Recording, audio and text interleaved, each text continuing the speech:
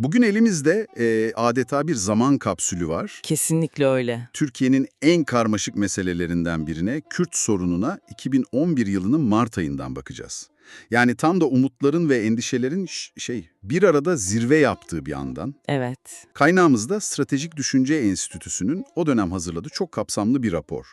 Hani içinde akademisyenlerden siyasetçilere, kanaat önderlerinden yazarlara kadar çok farklı kesimden isim var. Bizim buradaki görevimiz de bu zaman kapsülünü açıp içine bakmak aslında. Aynen. O kritik dönemde çözüm için hangi fırsatlar görülüyordu, masanın üzerindeki engeller neydi ve en önemlisi yani o gün sunulan somut öneriler bugünden baktığımızda bize ne anlatıyor? Siyasi bir arkeoloji çalışması gibi bir şey olacak bu. Tam olarak o.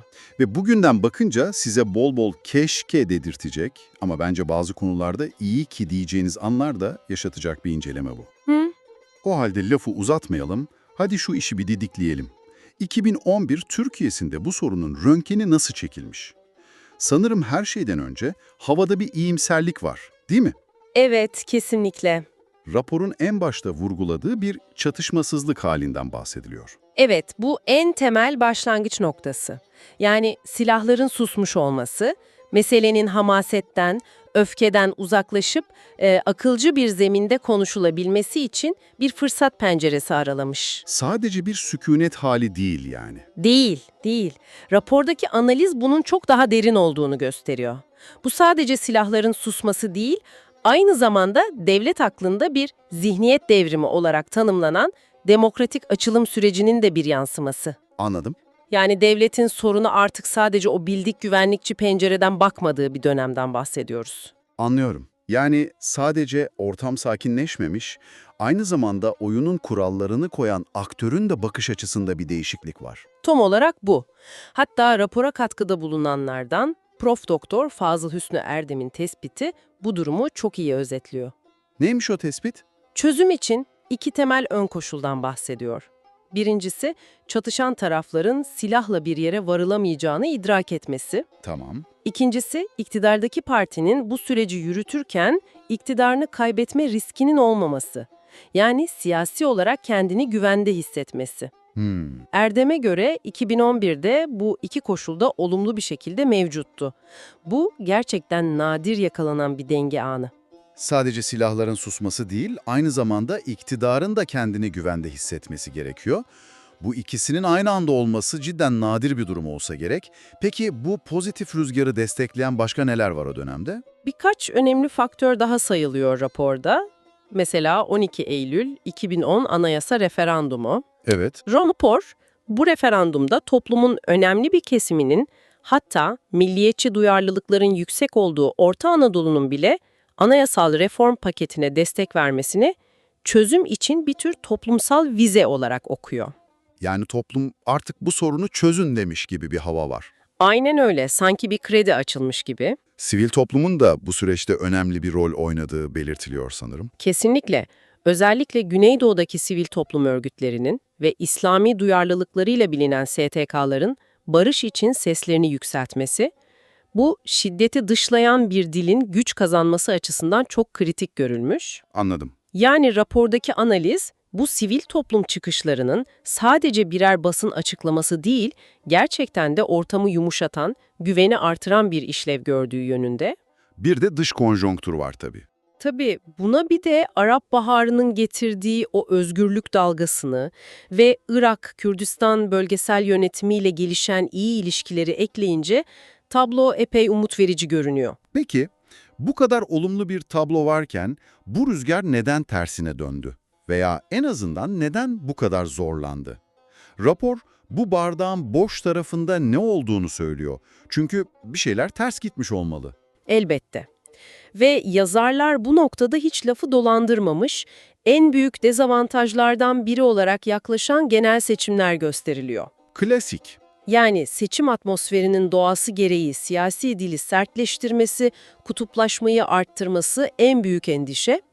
Rapordaki katılımcılardan Alper Tan'ın ifadesi durumu özetliyor aslında. Nasıl özetliyor? Şöyle diyor, MHP'nin ve BDP'nin tersinden birbirlerini destekleyen politikaları çözümsüzlüğü destekliyor. Çok enteresan bir tespit. O çözüm zeminini dinamitlediği bir durum.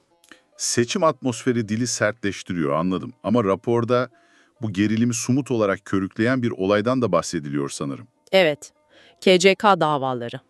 Yani PKK'nın şehir yapılanması olduğu iddiasıyla yürütülen o büyük operasyonlar. Rapor bu davaları nasıl ele alıyor? Çok kritik bir nokta olarak ele alıyor.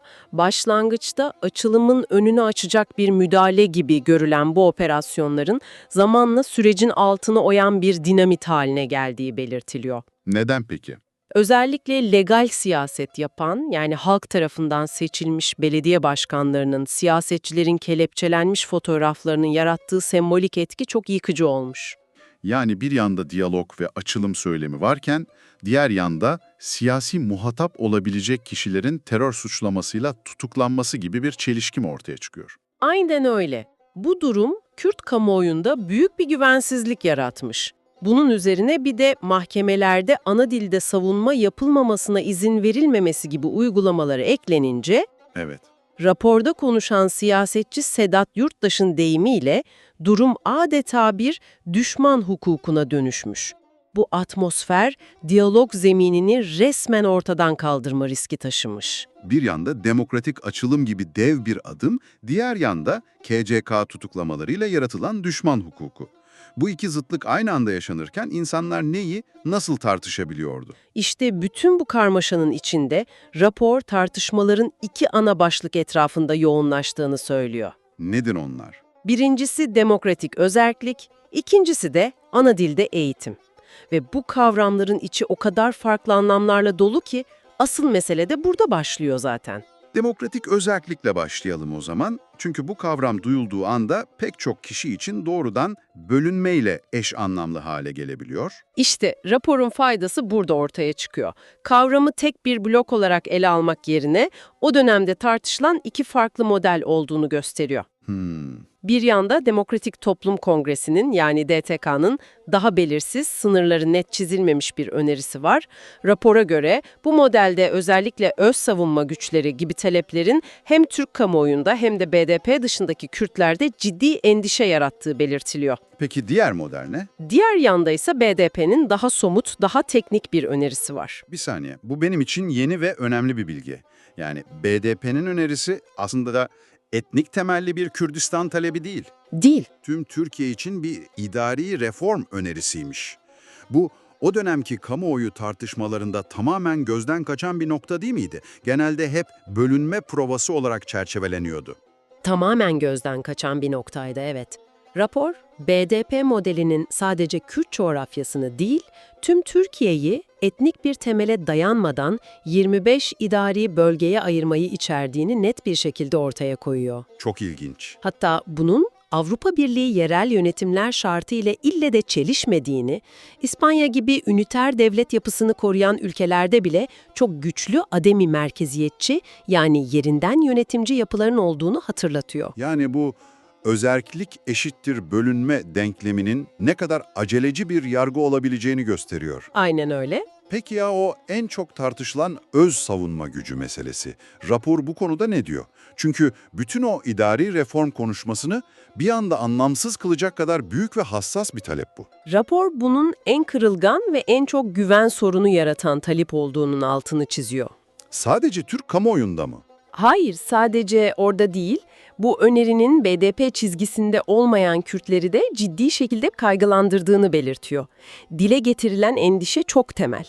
Nedir o endişe? Bu güçler kime karşı kullanılacak? Bölgede siyasi çeşitliliği ve çoğulculuğu bastıracak bir tür Kürt Kemalizmi mi üretiliyor sorusu. Anlıyorum. Bu soru sürecin önündeki en büyük güvensizlik duvarlarından birini oluşturmuş. Güven sorunu yaratan bu talebin yanında bir de neredeyse tam bir mutabakat olan bir konu var sanırım raporda. Evet, ana dilde eğitim. Bu inanılmaz bir tezat aslında. Kesinlikle. Rapor, ana dilde eğitimi neredeyse tüm Kürtlerin üzerinde mutabık olduğu tek konu olarak tanımlıyor. Yani dindarından laikine, sağcısından solcusuna kadar herkesin birleştiği bir talep. Vay be. Prof. Doktor Doğu Ergil'in rapordaki sözü meselenin ruhunu çok iyi anlatıyor. Bu bir insanlık meselesidir. Siyasal bir talep olarak değil, bir insanlık hakkı olarak anlatılmalıdır. Peki bu bir insanlık hakkı ise rapor bunun pratikte nasıl uygulanabileceğine dair bir formül sunuyor mu? Çünkü bu da kolayca ya Türkçe ya Kürtçe gibi bir ikileme, bir çatışma alanına dönüşebilir. Rapor bu tuzağa düşmemek için çok akılcı ve dengeli bir öneri getiriyor. Nedir o? Sistem zorunlu değil, tamamen özgür tercihe dayalı olmalı. Yani isteyen veli çocuğunu Kürtçe eğitim veren okullara gönderebilmeli. Bu okulların sayısı da özgürce talep edilen kadar olmalı. Anladım. Bu yaklaşım konuyu bölgesel bir dayatma veya bir ya o ya bu kavgası olmaktan çıkarıp, Tamamen bireysel bir hak ve özgürlük meselesi olarak çerçeveliyor. yani çözüm dayatmada değil, seçme özgürlüğünde yatıyor. Hatta sanırım sadece Kürtler için değil, bölgedeki diğer unsurlar için de aynı hakkın tanınması gerektiği vurgulanıyor. Aynen öyle. Rapor, Kürt nüfusunun yoğun olduğu yerlerde Kürt olmayan unsurların, örneğin Arapların, çocuklarını istedikleri dilde okutabilmelerinin temin edilmesi gerektiğini belirtiyor. Yani ilke, etnisite değil, özgürlük ve tercih hakkı. Bu tartışmanın zeminini tamamen değiştiren bir bakış açısı. Kesinlikle. Peki bu kadar karmaşık ve taban tabana zıt iki temel başlık masadayken rapor, tamam durum bu, şimdi ne yapacağız sorusuna bir cevap üretebilmiş mi? Bütün bu analizleri somut bir eylem planına, bir yol haritasına dökebiliyor mu? Evet, raporun son ve en önemli kısmı da bu zaten. Soyut analizlerden somut önerilere geçiyor. İlk adım neymiş? İlk adım olarak da perspektif ve dil değişikliğini şart koşuyor. Yani siyasi aktörlerin kullandığı dilin ya çözümün motoru ya da freni olabileceğini söylüyor. Ne gibi öneriler var bu konuda? Mesela tek devlet, tek bayrak, tek vatan gibi 80 yıllık homojenleştirme politikalarını çağrıştıran sloganlardan kaçınılması gerektiği uyarısı yapılıyor. Yazar Ümit Fırat'ın bu konudaki eleştirisi çok çarpıcı. Diyor ki, tek millet, tek bayrak, tek vatan söylemlerini tamamlayan şey tek partidir. Vay, bu tür söylemlerin arkasındaki totaliter eğilime dikkat çeken o dönem için çok cesur bir uyarı. Çok. Anlıyorum. Yani dilin kendisi siyasi bir mesaj taşıyor ve bu mesajın kapsayıcı olması gerekiyor. Peki bu uyarı sadece hükümet tarafına mı yönelik? Hayır, işte raporun dengesi burada. Aynı sorumluluğun Kürt siyasetinde de olduğunu net bir şekilde vurguluyor. Sorunun çözümünü güçleştirecek, şiddet tehdidi içeren veya silaha atıf yapan bir dilinde terk edilmesi gerektiği ifade ediliyor. Yani önce sen dilini düzelt demek yerine herkes aynı anda dilini düzeltmeli diyor. Tam olarak bu. Dil ve perspektif değişikliğinden sonraki adım ne? İkinci önemli öneri sorunu depolitize edecek üçüncü bir gücün inşası. Üçüncü güç derken tam olarak ne kastediliyor? Bir tür hakem heyeti gibi mi? Bir nevi öyle, yani meselenin sadece iktidar ve muhalefetin kısır siyasi çekişmelerine hapsolmaması için doğrudan taraf olmayan aktörlerin devreye girmesi, Kimler mesela? sivil toplum, akademisyenler, kamuoyunda saygı gören akil insanlar, kanaat önderleri ve hatta Cumhurbaşkanı, bu üçüncü gücün tansiyonu düşürücü, tıkanıklıkları açıcı bir rol oynaması bekleniyor. Özellikle de muhafazakar ve dindar kesimlerin desteğinin hayati önemli olduğunun altı çiziliyor. Neden özellikle o kesim? Çünkü bu kesimlerin desteği olmadan atılacak adımların toplumsallaşamayacağı, tabana yayılamayacağı belirtiliyor. Anladım. Siyasetin yarattığı ateşi söndürecek bir tür sivil toplum itfaiyesi gibi. Peki somut adımlar var mı? Yani lafta kalmayacak, hemen yapılabilecek şeyler? Var, üçüncü başlıkta bu zaten. Güven artırıcı adımlar. Bunlar çok somut öneriler. Mesela hükümet için Evet. temsilde adaletsizliğe yol açan seçim barajının düşürülmesi, koruculuk sisteminin tasfiyesine yönelik hazırlıklara başlanması ve Kürtçe yer isimlerinin iadesindeki bürokratik engellerin kaldırılması gibi.